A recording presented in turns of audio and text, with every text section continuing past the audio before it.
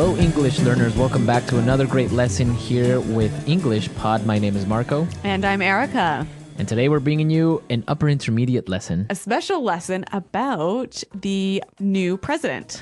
Right. It's been a hot topic in the U.S., the new president-elect, President Obama. Yes. So today we're bringing you something that you might see at his inaugural address. That's true. So, Marco, can you explain this word, inaugural address?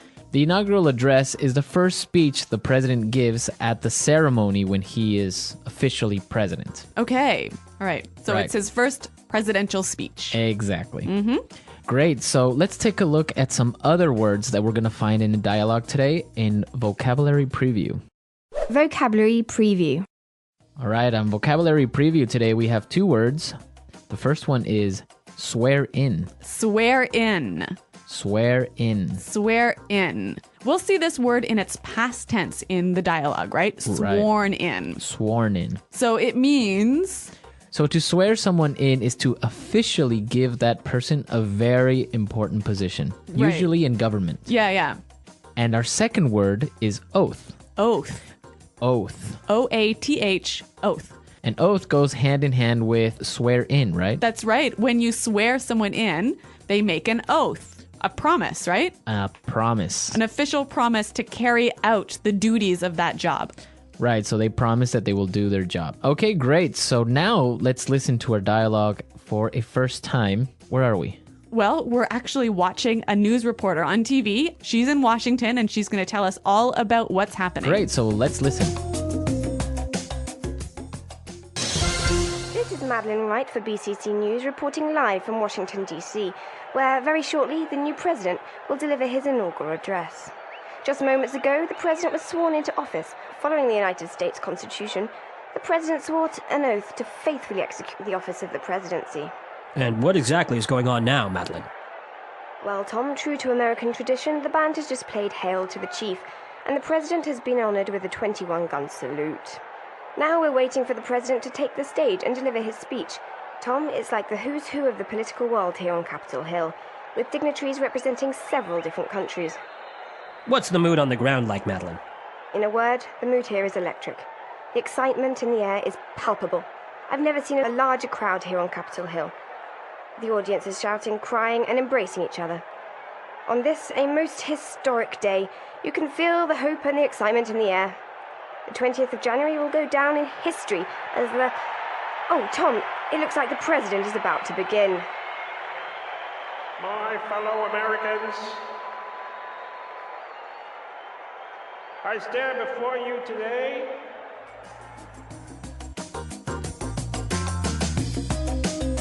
Okay, some technical problems at the inaugural address. Yeah, I certainly hope this doesn't happen. Well, if it does, you heard it first at EnglishPod. Predictors of the future here. Okay, let's take a look at language takeaway. Language takeaway. On language takeaway today, we're bringing you four words. The first word is deliver. Deliver. Deliver. Like deliver a pizza. No. Let's listen. We've got 3 examples that will show the meaning of this word. Example 1. Who's going to deliver the welcome speech? Example 2.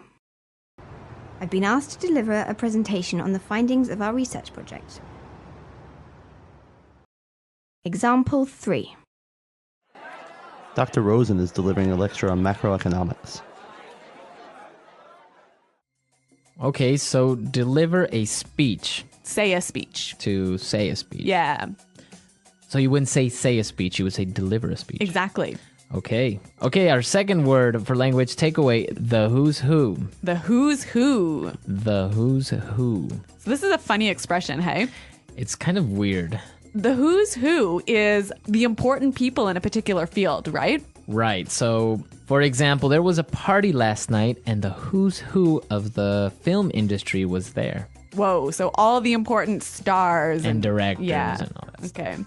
Okay. You could also say the funeral was like a who's who of the political world. Okay, so all the important political figures were at this funeral. Exactly. Let's move to our third word. Dignitaries. Dignitaries. Dignitaries. Dignitaries. Okay, we have some great examples so you can understand what this word means. So let's listen. Example 1. Several important dignitaries were present at the opening ceremony, including the President of Brazil, the King of Spain, and the Pope. Example 2. There are going to be a lot of foreign dignitaries at the dinner. So basically, we can understand that dignitaries are really important people, right? Right. Important political or religious figures. I see. All right. Now our last word for language takeaway, palpable. Palpable. Palpable. Palpable. When something is palpable, it's so strong you can feel it. Okay, so it's a very strong feeling. You can almost touch it. Yeah, like the excitement was palpable or the fear was palpable. Okay, interesting word, palpable. Let's listen to our dialogue again, and now let's try and listen to all these words we just talked about.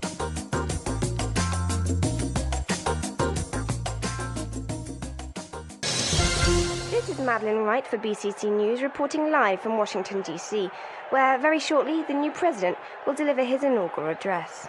Just moments ago, the president was sworn into office. Following the United States Constitution, the president swore an oath to faithfully execute the office of the presidency. And what exactly is going on now, Madeline?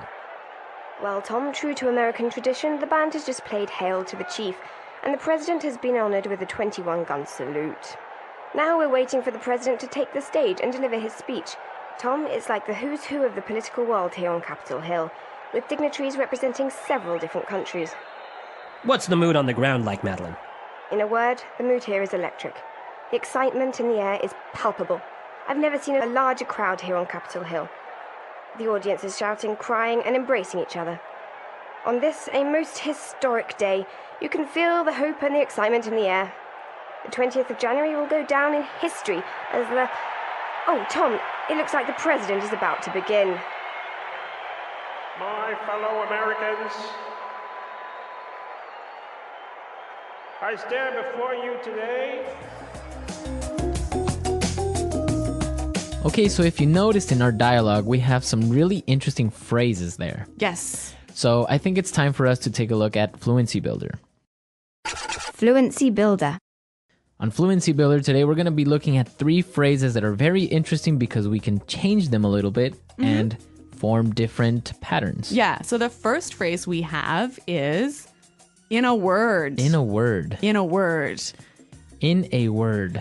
We use this expression when we want to describe something in one word. Right. Pretty simple, hey? It's really simple. Let's look at the pattern. We've got examples of how you could use this phrase. Example 1. In a word, the situation is serious. Example 2. What's it like there?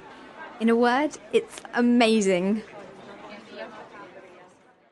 Okay, so in a word, this podcast is Awesome. amazing. Uh-huh. Okay. Okay, let's look at our second phrase today. Go down in history.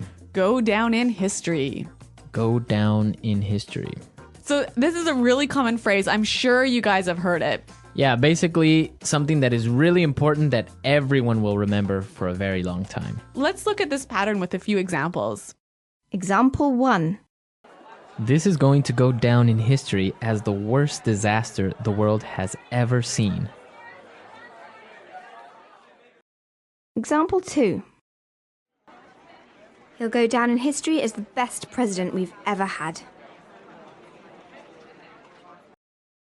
Example 3. This day will go down in history.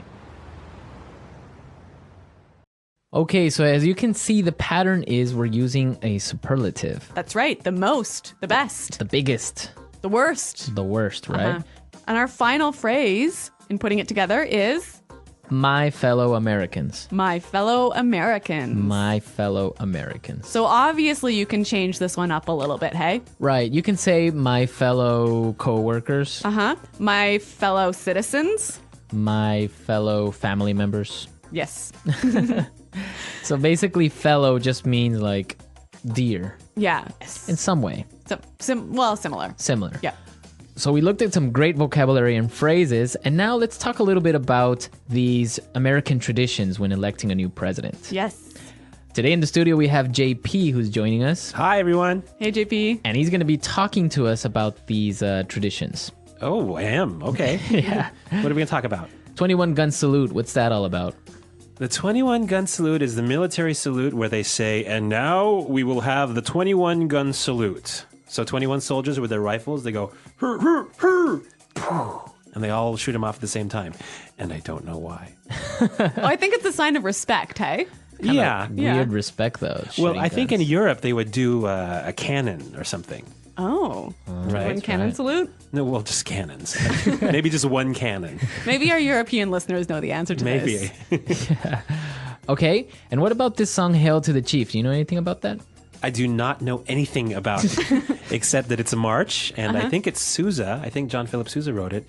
And whenever the president walks into a room, they play that song. Really? Yes, and I played it once for President Bush, the first one. I was a drummer. You did? And my marching band had to play that song for him. Oh my God, Wow. JP, you're like famous. Yeah, this was back in like 1986 or something. Was that even an election year? 88? I don't know.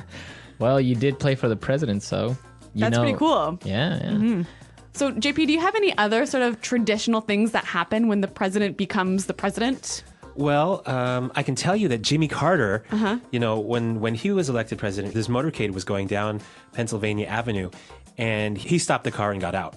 Really? To do what? Yeah, to walk. He wanted to walk down Pennsylvania Avenue. He wanted to walk down the, down the street. To be with the people. Yeah, I think so, and I think it made the Secret Service insane. Maybe the car smelled bad or something. Maybe so. I think that is my memory of it. I might be confusing with The West Wing, but I'm not sure. Too much TV. Yeah, maybe. But when the president walks, it's a big deal. So, JP, do you do anything special for the inauguration ceremony? I always take the day off to watch. You do? I love watching it. I love, I love the swearing in ceremony, the ritual of it, the speech. All right, everyone, we're out of time. I hope you enjoyed this political lesson. And I hope you have a happy inauguration day. Happy inauguration day, everyone. Yeah. Okay. All right, great. We're definitely going to take the day off to watch it with JP. And hopefully you guys can too. Well, thanks for listening, everyone. And until next time, goodbye. Bye.